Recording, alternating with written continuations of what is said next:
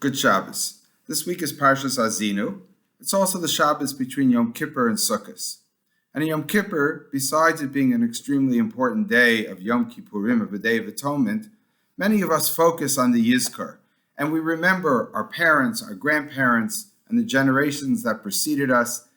But oftentimes it's tinged with just sentimentality and some sadness. We think of what was, what could have been, where it was before, but we're always thinking of it in the past. And I think it's important to realize that we have to then move forward. We can't just dwell on the Yizkor and the past and the sadness, but rather on what the Yom Tov that is coming, the holiday that is coming, what it means, and what it really means and what it meant to generations past. In this week's portion, it actually says, Zachar Yemos Olam Binu Shnos Dar V'Dar. Remember the days of yore, understand the years of generation after generation. Sha'al avicha v'yagedcha, ask your father and he will relate it to you. Zikeinecha v'yom mulach, and your elders and they will tell you. There's a clear reference that we have to somehow have a relationship and a connection to the past and understand that those that dwelled in the past, that lived in our past, really have an important message to give to us. So again, some of it's just the memories. We think about what it was like in the old country, and we think that's history and that's past. But I think we also have to realize that this week's portion, Hazinu, was actually a shira, it's a song. And before Moshe passed away, he said he's going to teach a song to the Jewish people. And perhaps it's the song we should focus on. Just like we have a song that we say every day, Az Yashir Moshe V'nei Yisrael Sashira Hazos. Moshe and the Jewish people sang a song by the Yam Suf, by the Red Sea, the destruction of the enemy, of the Egyptian enemy. And in a sense, that's celebrating the past. This song perhaps is telling us we should also celebrate the future. We should also think about what it's going to be like. The Torah is ending. We're at the last couple of portions before the end of the Torah. But there's going to be a shira, there's going to be a song, there's going to be a future. And what we have to do is carry over the shnos dar v'dar, the generations, the years of the generations gone by, and not just think of it in the past, but actually create a future.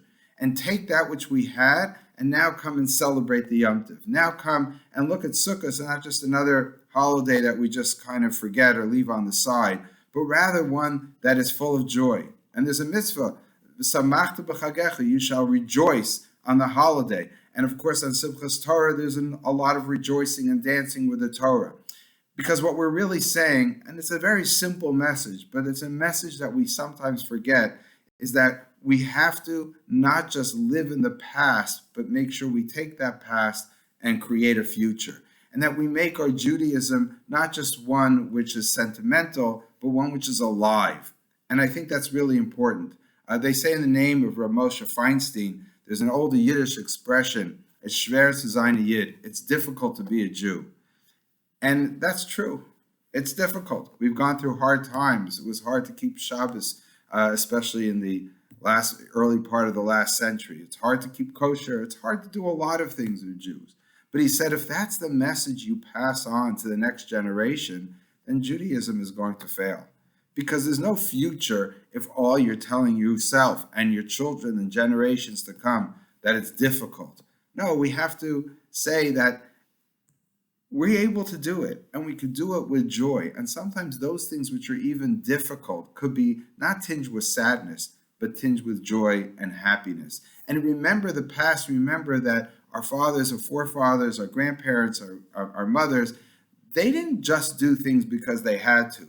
They did things because that's their lives. That's what they really enjoy doing. It's what made them alive, and it allowed them to survive, and it allowed Judaism to survive. Because again, as everyone says, the fact that the Jewish people are still alive and surviving and living, and the Torah is still alive, and you can go into a study hall in almost anywhere in the world and hear Jews studying the Torah. You could hear children learning, singing, and rejoicing in the streets. You go to Israel, especially now, on Sukkot, and you see just happiness in the streets, and you realize that Judaism doesn't only have a past, it also has a future. Good Shabbos.